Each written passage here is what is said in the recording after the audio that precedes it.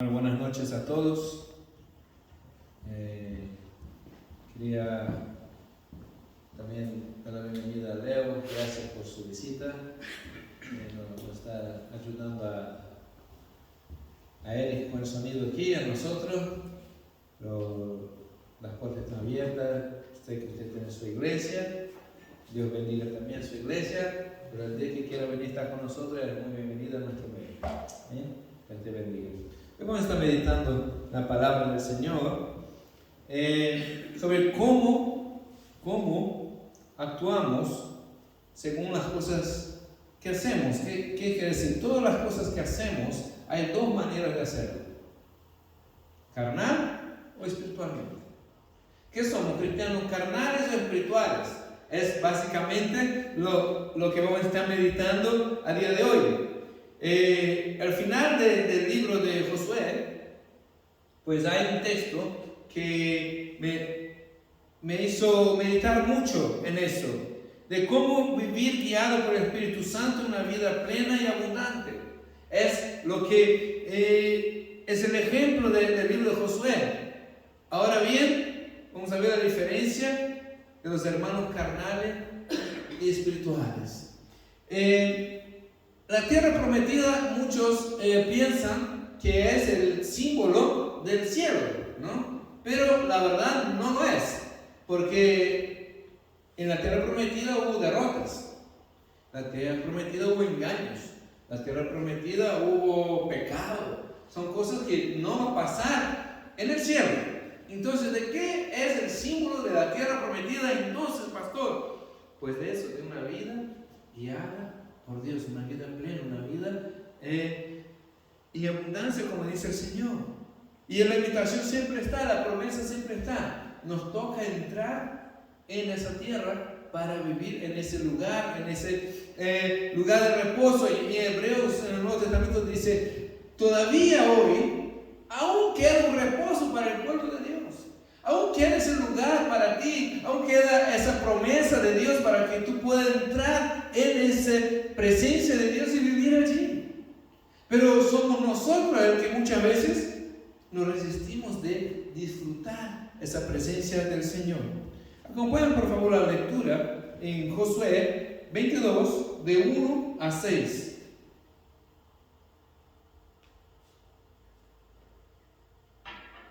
¿Y qué pasa? Que cuando tenía 12 tribus, la verdad las 12 eran 13, pero bueno, no vamos a entrar en el detalle ahora, vamos a decir 12. Y cuando llegaron a la tierra prometida, 2 tribus y media decidieron no cruzar el Jordán, no entrar en lo que Dios había prometido. Y es claro, porque era el pueblo de Dios. Todas las tribus, las 12 tribus eran el pueblo de Dios, ¿verdad? Era, por así decir, salvo.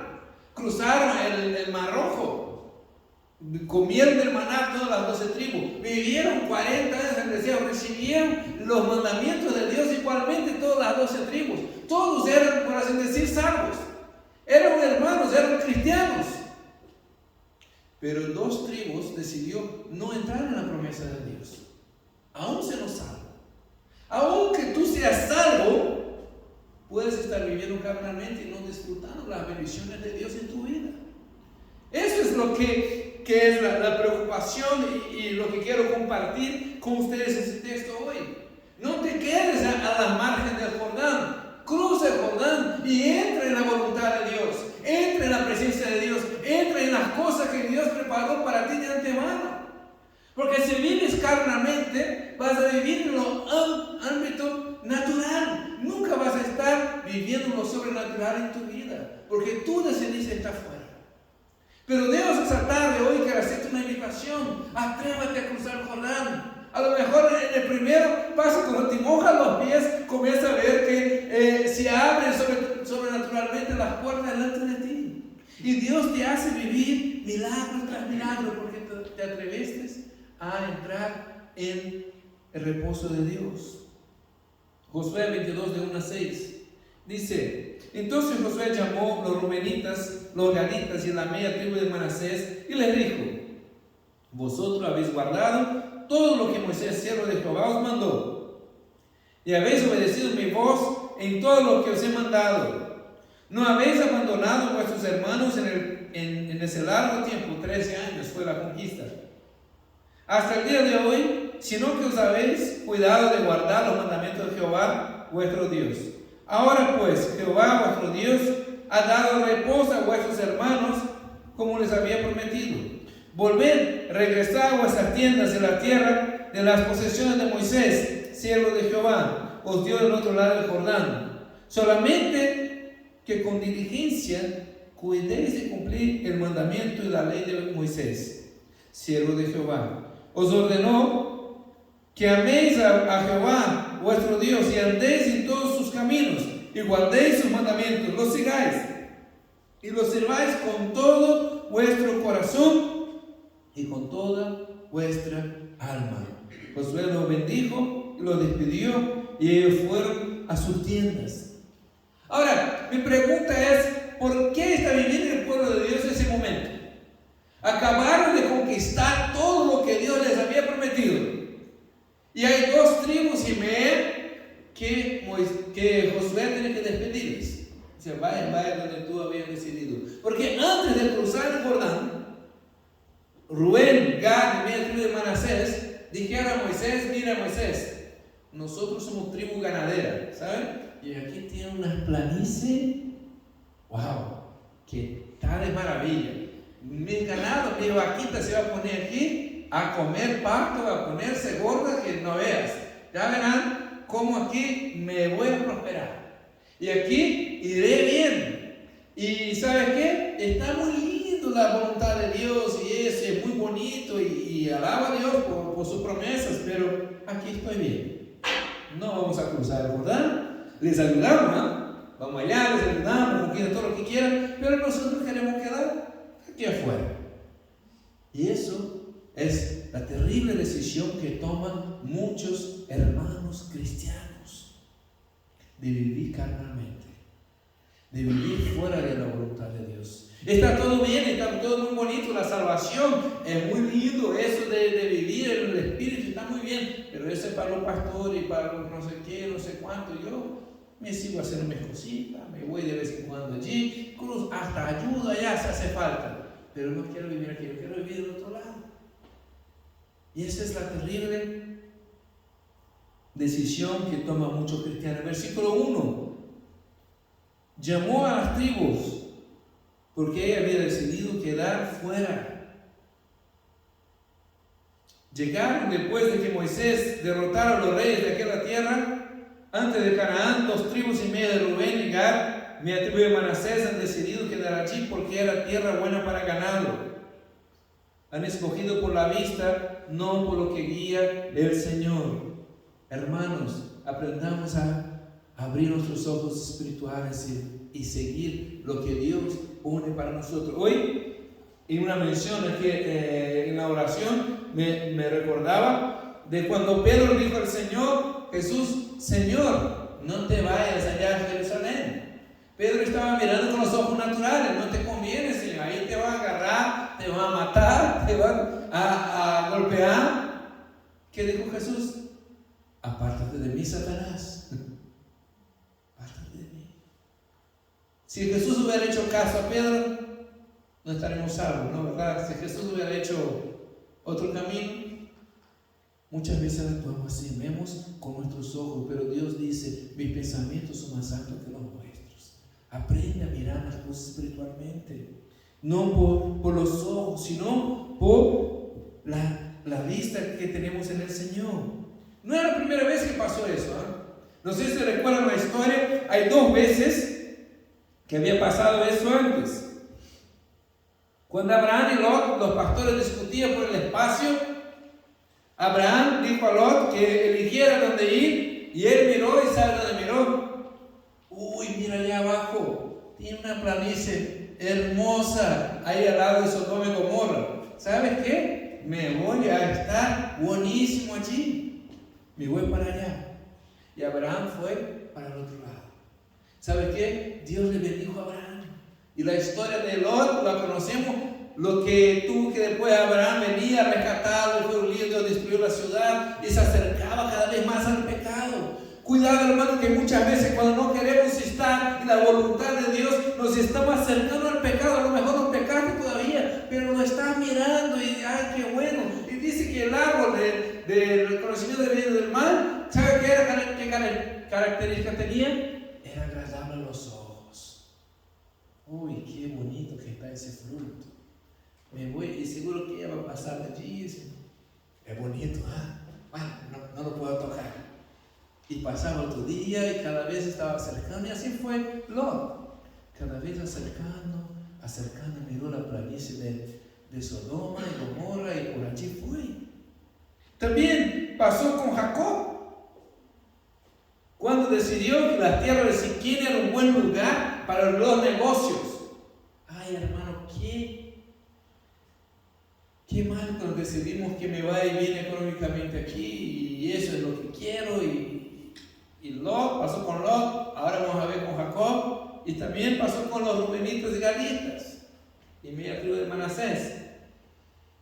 Jacob en un momento se acercó a Siquem y dijo: no, aquí es bueno para mí.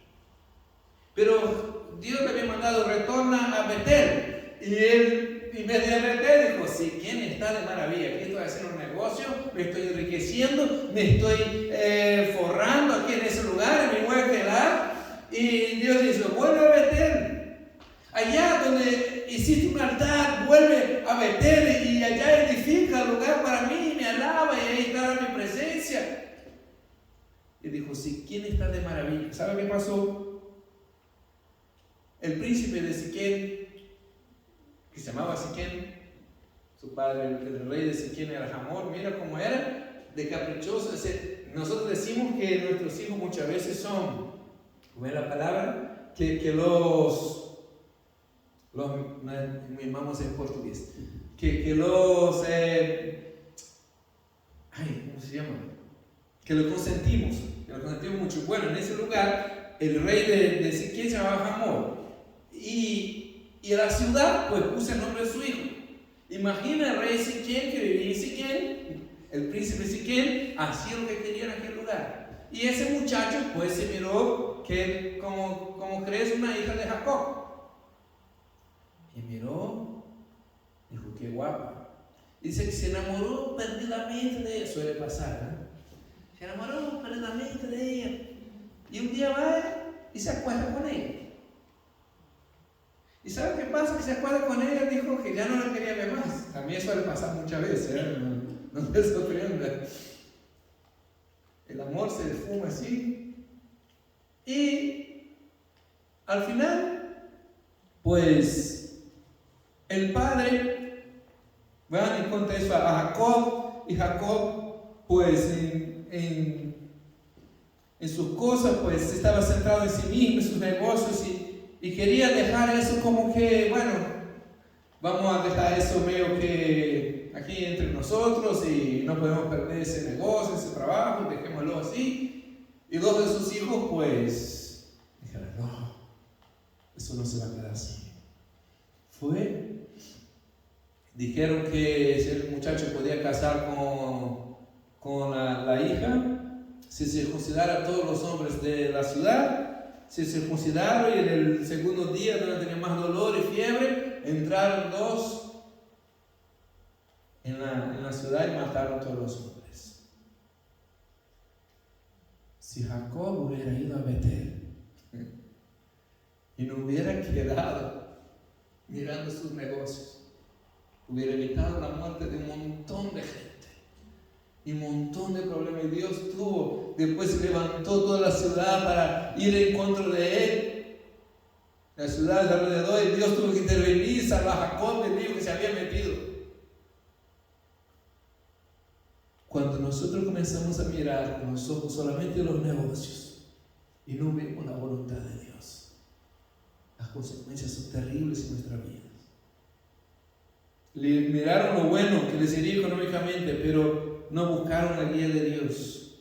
Aquí está pasando lo mismo. Ellos sabían que el lugar que Dios les prometió estaba del otro lado del Jordán, pero allí estaban genial. Cuidado con juzgar ligeramente. Eran pueblo de Dios, pero habían decidido estar fuera de las promesas de Dios, arreglándose solos. Oye, hermano, no vas a perder tu salvación. La salvación que Dios te dio es para siempre, no la vas a perder. Nosotros somos de la línea teológica que cree que la salvación no se pierde, pero sí tienen que tener frutos que demuestran la salvación, frutos de arrepentimiento. Las obras no son para la salvación, pero por sus obras conoceremos tu fe, dice Santiago, y es por eso invitamos a todos que se entregaron para el Señor. Sirva al Señor de todo corazón para que se vea el reflejo de esa salvación en las obras que estás haciendo. Pero no perdían la salvación, pero no vivieron dentro de la voluntad de Dios. Miraron desde lejos los demás que van bien, pero tendría que dejar las cosas atrás. Decía, ¿sabes qué? La promesa no la he visto, pero los campos están hermosos. La promesa de Dios no la he visto todavía, pero eso sí lo veo. Me agarro eso. ¿Cuántas veces he escuchado que yo me guío por lo que veo? Cuidado que nosotros tampoco no nos guiamos así. Versículo 2. El acuerdo que tenía con Moisés es que no podía quedar atrás en esa tierra, pero tendría que ayudar a sus hermanos con la conquista de la tierra. Interesante que Dios no les obligó a entrar en su promesa. Dios no te va a obligar. Dios no te va a obligar a entrar en la voluntad de Él. Dios te da promesas hermosas, grandiosas y riquísimas promesas, como dijo el apóstol Pedro. Pero no te va a obligar a que tú recibas el Espíritu Santo, el don de Dios, los dones y todo lo que tiene para tu vida. Le permitió quedar donde estaba. Muchas veces Dios te permite estar fuera de su voluntad. Dice Josué que ellos habían cumplido con sus hermanos y ahora había terminado la guerra. Quedaban unas pequeñas batallas, pero cada tribu tenía que hacer su parte. ¿Saben qué es lo más triste de esa historia? Es que nunca Israel llegó a conquistar todo lo que Dios quería para ellos. Nunca. Dios dijo que desde el mar hasta el gran río, hasta el Eufrates, sería de Israel. Pero ellos, de aquí dice, después cada tribu tenía que conquistar su territorio y tal. Algunas tribus dejaron pueblos como siervos, y esos siervos después crecieron, se fortalecieron, los derrotaron a ellos y dolor de cabeza. Así que si Dios te da el privilegio de vencer, avanza, conquista, vence. No te deje, no te pongas perezoso en conquistar y avance. Versículo 4. Josué les envía de vuelta y les da algunas recomendaciones. ¿Qué recomendaciones le dan? Traten de cumplir la palabra de Dios. No está diciendo que todos tendrían que ser teólogos, expertos en teología. Está diciendo lo que tú conoces de Dios, obedece. Si tú solo sabes un versículo, pues ponlo en práctica. La vida cristiana no se trata de cuántos lo sabes, sino de cuántos practicas. Si tú dices que mentir está mal y mientes, pues tú estás a ti mismo condenando. Si tú dices que robar está mal, pero aunque cojas un vole en tu trabajo es robo. Trate de cumplir las cosas que Dios quiere para ti. Pero lo que sabían tenía que cumplir. Poner en práctica las cosas que aprendemos en la iglesia es algo que cambiará nuestra vida para mejor. Segunda cosa que les dice: ama a Dios de todo tu corazón. ¿Sabe cuál es el primer mandamiento? Ama a tu Dios de todo tu corazón, toda tu mente. Iglesia, amamos a Dios de todo corazón. Debemos amarle, que sea nuestro todo, nuestro anhelo, nuestro deseo. Hoy hablando con Leo, antes de comenzar el culto, me contaba que él quería pasar mucho tiempo en la iglesia sirviendo, y me acordé de mí. De joven, quería estar todo el rato. Si no estaba en la iglesia, estaba leyendo la Biblia, estaba orando. Yo pasaba noches orando y hoy en día oro, Señor, vuélveme a aquel muchacho que estaba antes enamorado de ti. Con los años se nos va como que acostumbrando con la presencia de Dios. Que no caigamos en una rutina, que el amor sea renovado en nuestro corazón. Amar a Dios de todo el corazón, con todo tu ser, con toda tu fuerza. ¿Sabe qué recomendaría? Si fuera usted, la tribu, 2 tribus y media se acercan, qué sé yo, pongamos 10,000 personas, se acercan a Josué y dice, Josué, nos vamos. ¿Qué les diría? Es que nos vamos, al otro lado está, como dicen los ecuatorianos, súper chévere, y nos vamos para allá. Y aquí es muy bonito el rollo y todo, y la ropa súper guay, los sacerdotes, pero nos vamos para allá. ¿Qué les diría? José decía, ame a Dios con todo tu corazón, cumpla la palabra de Dios. Mayor cosa que podía hacer era amar y estar con Dios. Que la iglesia el día de hoy se deje de tantas disputas y diferencias doctrinales y toda. La iglesia llega a obedecer ese mandamiento que Dios dijo por medio de Josué. Ama a Dios de todo corazón, todo corazón. 3. Servir con todo corazón y alma. No basta solo obedecer, hay que hacer de corazón las cosas. No basta solo hacer. ¿Cuántas veces yo me he encontrado sirviendo a Dios diciendo, que si no voy yo no va nadie? Uy, que otra vez, ay, que eso, ay, que lo otro. Y el Señor más de una vez me dijo, si no quieres no lo hagas. Servir a Dios de todo corazón. No basta solo hacer. ¿Sabe cuál es el problema? El problema es la ventaja. El problema es que Dios conoce nuestros pensamientos. Muchas veces no lo decimos en voz alta. Muchas veces, ay, qué arroyo otra vez, no mío. Pero nuestro corazón está allí. Nuestro corazón está en esas cosas muchas veces. Tenemos que aprender a servir a Dios de todo el corazón. Todo el corazón. Servir al Señor con alegría, dice el Salmo 100, versículo 2. Servir al Señor de todo el corazón. Versículo 8 dijo: volved a vuestras tiendas con grandes riquezas, mucho ganado, con plata, con oro y bronce, y con muchos vestidos, y compartid con vuestros hermanos botín de vuestros enemigos. Dios les había dado mucha riqueza en batallas, y es impresionante cómo Dios enriquece espiritualmente. Hay hermanos que tienen miedo de las pruebas, de la lucha. Hermanos, las pruebas y las luchas, Dios nos da botines espirituales que nunca alcanzaría en otro lugar. Hay hermanos que tienen miedo.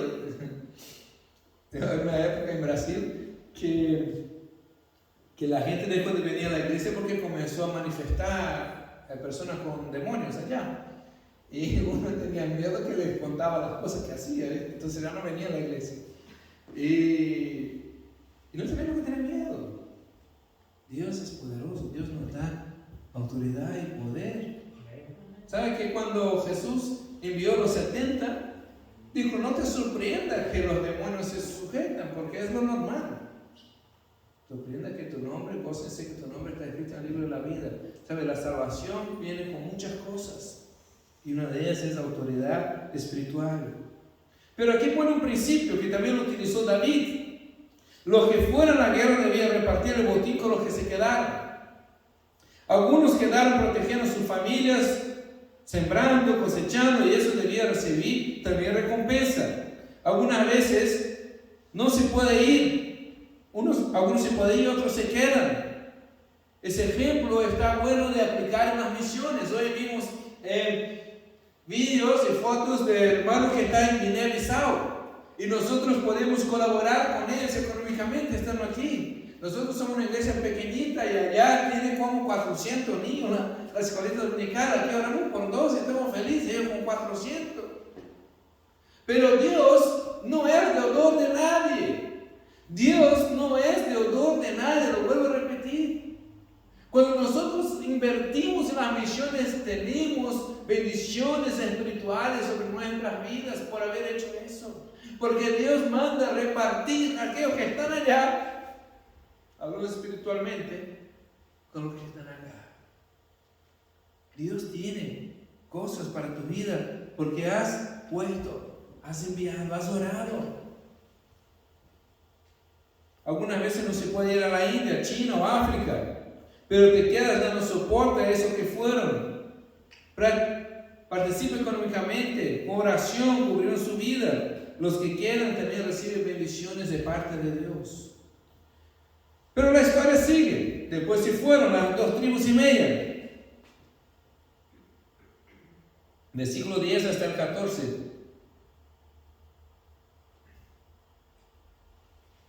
Y cuando llegaron los límites de Jordán, que está en la tierra de Canaán, los hijos de Rubén, los de Gad, la media tribu de Manasés, edificaron allí un altar junto a Jordán, un altar de apariencia grandiosa. Los hijos de Israel se enteraron de lo que los hijos de Rubén, los hijos de Gad, la media tribu de Manasés, habían edificado un altar frente a la tierra de Canaán, los límites de Jordán, del lado de los hijos de Israel. Cuando los hijos de Israel oyeron, se juntaron con la congregación de los hijos de Israel en Silo para subir y pelear contra ellos.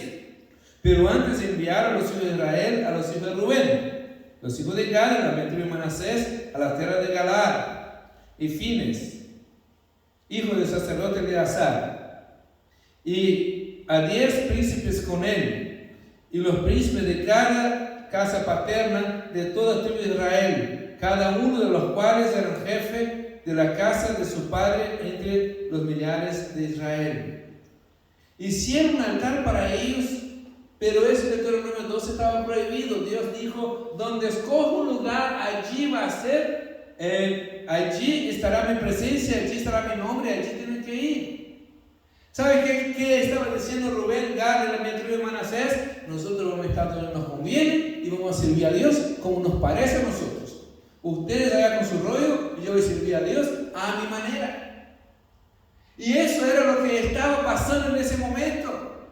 Querían servir a Dios a su manera. Eso mismo pasó más adelante cuando hubo la división del reino. Un hombre llamado, siempre digo aquí nombres bonitos para que usted ponga a sus hijos, Jeroboam. Es conocido como el pecado de Jeroboam. ¿Qué hizo Jeroboam? Dividió las tribus, quedaron con el norte de las tribus y allí pues hizo 2 becerros de oro, pasmen, 2 becerros de oro, y dijeron: aquí está vuestro Dios que te sacó de Egipto. Le dijo, y bueno, para que el pueblo no fuera a Jerusalén y allí pues se ablandara su corazón y quisiera pasar por el otro lado, ¿no? Pero no, aquí vamos a servir. Lo mismo estaba haciendo los rubenitas y gaditas. Vamos a quedar de ese lado. Y aquí vamos a hacer nuestro altar, vamos a establecer nuestros sacerdotes, vamos a hacer el culto a nuestra manera, bueno, más o menos allá como está ellos haciendo, pero vamos a hacer de otra manera, aquí a nuestra conveniencia. Y eso no agrada a Dios. No agrada a Dios que tú quieras servirle como te parezca a ti. La preocupación de ellos era que cuando vengan mis hijos digan que no son de aquí. Más adelante en el texto habla de eso. Dijeron que no era idolatría, era solo una figura para recordar el templo.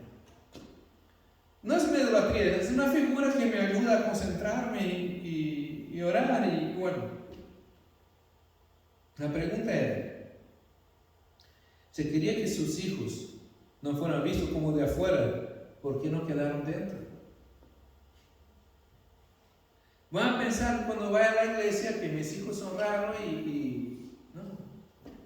Si la invitación también era para ti, que quedaras dentro de la voluntad de Dios, ¿por qué te pones afuera? ¿Por qué quiere enseñar a sus hijos otras cosas que no era lo que Dios había dicho? Los hijos de Israel actuaron según la Biblia. Les mandó una delegación y les exhortaron a no desobedecer a Dios. Ellos habían decidido estar fuera de las promesas de Dios y necesitaba un símbolo que representara la promesa de Dios. ¡Qué locura! La gente hoy día se llena de amuletos, de cosas que son muy religiosas. Incluso me acuerdo de la historia de Jesús en el pozo de Jacob, que encontró a la mujer samaritana. La mujer era religiosa, dice: Señor, ¿y dónde debemos adorar? La pregunta que hace Jesús. Si no adoraba nunca. Estaba preocupada de dónde debía adorar. ¿En el monte o en el templo? ¿Viste esa gente que te hace preguntas solo para provocarte? ¿No? Como que dice: ¿quién es mejor, Messi o Pelé? La gente, pero ya sabe que Pelé. Pero bueno, pero ahí estaban buscando solamente provocar a Jesús, porque los samaritanos decían que era en el monte, ¿no? Y a veces están de esa manera, pues, tratando de quedan fuera, pero se muestra una religiosidad. Tiene que demostrar de alguna manera, como algún símbolo, que lo hago, que yo soy cristiano. Como el día de hoy, hay stickers en el coche del pescadito, hay camisetas grandes para que la gente pueda ver que eres cristiano. Porque si esas cosas pareces igual que el del mundo, no se dan cuenta. Mira y no ve la persona de Cristo. Hay una foto en Facebook que está el hombre así atrás en el coche, mi GPS es Cristo. Y está como que parando con una prostituta allí. Y uno dice: le está fallando el GPS al hermano, ¿no? Y sí, a veces tenemos tantos símbolos y cosas y hablamos diferente, nos vestimos diferente, nos peinamos diferente. Pronto van a inventar los perfumes cristianos también. Bueno, hay algunos en Brasil que ponen mirra, así que no te sorprende. Y si no tiene eso, ¿qué ven? ¿Qué ven cuando te ven? ¿Qué miran cuando están mirando a nosotros? ¿Somos nosotros las tribus que decidió quedar en la presencia de Dios o somos los que decidieron quedar fuera a hacer negocios? Eso es lo que realmente importa. ¿Qué está hablando, pastor? Ya aquí casi media hora. ¿Qué quiero hablar? Que hay una decisión. Hoy pongo delante de ti la vida y la muerte, dijo Dios por medio de Moisés. Hoy Dios pone delante de ti, vas a vivir carnalmente o espiritualmente. Vas a entrar en la presencia de Dios y su voluntad, o vas a seguir mirando los negocios. Yo siempre doy ese ejemplo, que cuando Jesús llegó a la empresa de Pedro, pescó toda la noche. Pedro trabajaba de pescador, ¿no? En sus negocios, fatal. Y Jacob y Juan también, su padre tiene un barco y Pedro ya también trabajaba pescando. Pescó toda la noche, no pescó nada, intentó. Vino Jesús y dijo: boga para adentro, vuelve a echar las redes. Vuelve a echar. Y si fuera, bueno, Jesús, ya, habla bonito y todo, pero son pescadores, ¿qué me está contando? ¿Qué? Yo estuve toda la noche pescando. No fue con la lógica delante de Jesús, obedeció, entró en el plan de Dios, entró en la voluntad de Dios, fue y cogió las redes. Muchas veces lo que Dios nos dice no tiene mucha lógica. Para nosotros, para Él sí. ¿Qué voy a perder mi tiempo predicar el evangelio a alguien? ¿Qué dice Netflix? Está fenomenal las películas, el sofá tiene ya calamar también ahí. A veces hacer la voluntad de Dios no es cómodo para nosotros. Bueno, vuelve adentro, pesca, dice que las barcas casi se hundían de tan llenas que volvieron. Yo siempre me imaginé la escena y ¿qué era lo lógico que dijera Pedro a Jesús? Jesús, te ficho para mi empresa. Tú te vienes conmigo en los barcos y me voy a hacer el mayor pescador de la región de Galilea. Vamos, de aquí voy a exportar hasta para Siria el pescado. Que tú me vienes conmigo cada día aquí. Bueno, un año y me jubilo. Porque me va a ir tan bien, me jubilo. ¿Sabes qué le dijo Jesús? Deja las redes y sígueme, y yo les haré pescadores de hombres. Deja eso. Lot miró sus negocios. Jacob miró sus negocios. La tribu de Rubén, Gad y la tribu de Manasés también miró cómo podía salir bien para ellos mismos. Pero Dios está llamando a algo más. ¿A quién está dispuesto a poner la vida por esa generación? ¿Quién va a ser aquellos que va a representar a Dios en esa generación? ¿Quién va a ser los embajadores de la presencia de Dios en ese lugar? ¿Quién va a ser los ministros de Él en ese lugar? ¿Quién va a ser los nuevos ministros de alabanza, nuevos predicadores? Dios está llamando. Y sabes, si sigue pensando en negocios, pues trabajarás día y noche, pagarás cuentas, morirás y quedarás así. Y la vida va a significar nada porque venimos aquí a pagar cuentas y nos morimos. Pero si decidimos entrar en la presencia de Dios, en la voluntad de Dios, Dios puede hacer algo con nosotros. Dios no llama a los capacitados, sino capacita a los llamados, los escogidos. Dios te escogió a ti, Dios te llamó a ti, y Dios te hace una invitación en esa tarde. Entra en el plan de Él. Él tiene un plan. ¿Sabe que en Efesios dice que Dios preparó de antemano unas obras para que tú anduvieses en Él? A veces repetimos versículos y parece tan bonito, pero hay algo que Dios te está hablando. Yo tengo un plan para ti. Cuando tú naciste, yo soñé cosas para ti. Yo planeé cosas para ti. Y no andes solo atrás de cosas de ese mundo, cosas efímeras.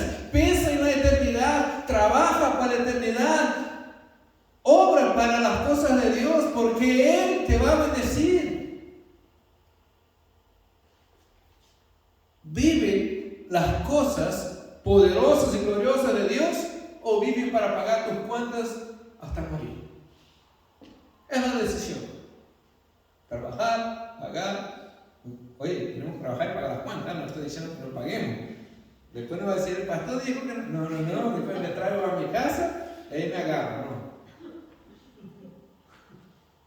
Paguemos, claro. Pero cuando tocó pagar el impuesto, ¿de dónde sacó la moneda, Pedro?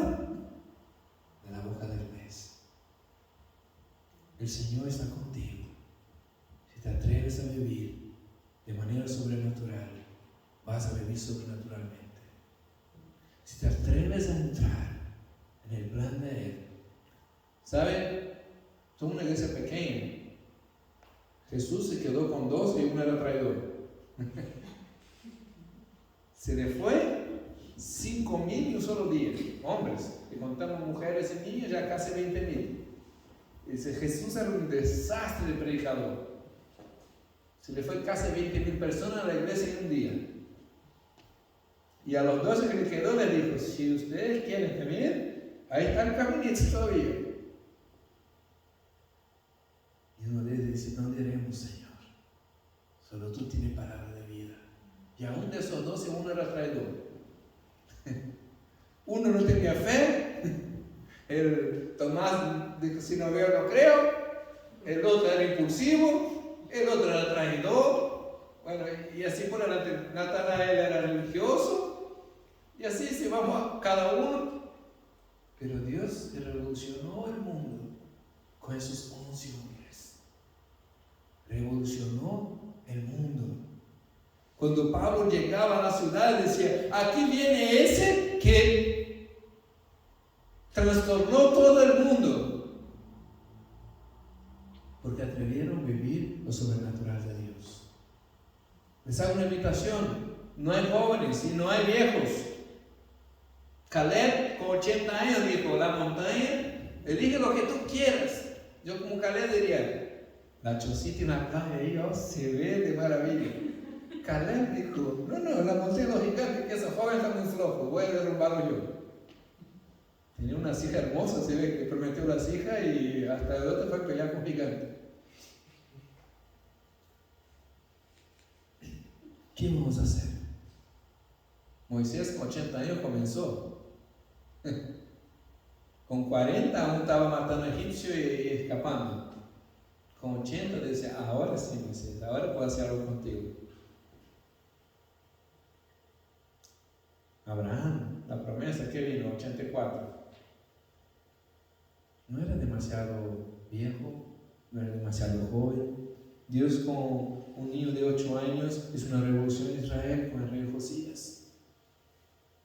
Vimos a Juan Bautista se lleno del Espíritu Santo en el vientre de su madre. Dios no mira edades.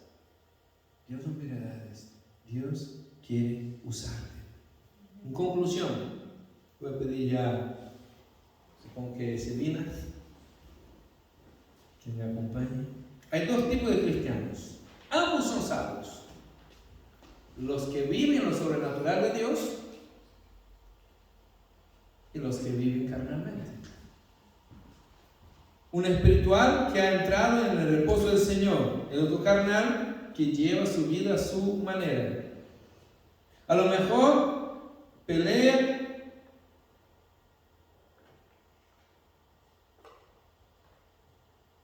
junto con los demás, incluso ayuda. Tiene recuerdos cristianos, pero su vida está lejos de entregarse a la voluntad de Dios.